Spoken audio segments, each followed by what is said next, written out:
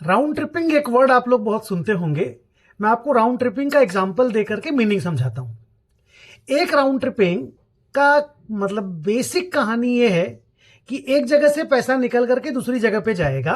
Place important नहीं है, एक कंपनी से दूसरी कंपनी पकड़ लो, एक आदमी से दूसरा आदमी पकड़ लो और फिर वो पैसा दूसरे वाले आदमी से पहले वाले आदमी के पास वापस चला आएगा। इस तरह के ट्रांजैक्शन को राउंड ट्रिपिंग ट्रांजैक्शन बोला जाता है।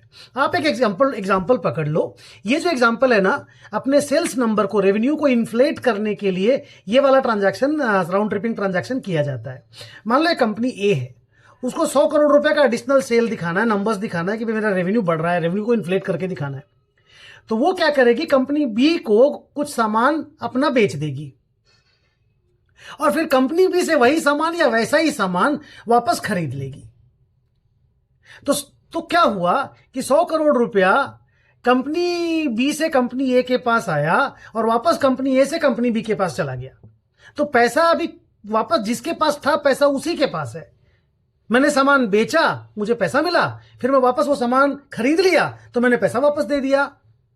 तो पैसा उसी के पास है और सामान भी उसी के पास है जिसके पास था। सामान मेरे पास ही रह गया, पैसा उसी के पास रह गया।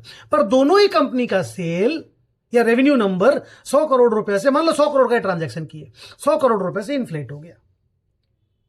और कितना आसान है, अगर ये रिलेटेड पार्टी ट्रांजैक्शन नहीं हो, मान लीजिए बी कंपनी और ए कंपनी आपस में रिलेटेड ना हो, दोस्तों की कंपनियां हो या कैसी भी कंपनियां हो, तो आराम से आप रेवेन्यू के नंबर को इन्फ्लेट कर दीजिए इस तरह से शैम ट्रांजैक्शन करके। तो ये प्योरली शैम ट्रांजैक्शन और फ्रॉड है, and this is done only in order to inflate the revenue numbers so that investors will be attracted और आपकी कंपनी में पैसा लगाएंगे।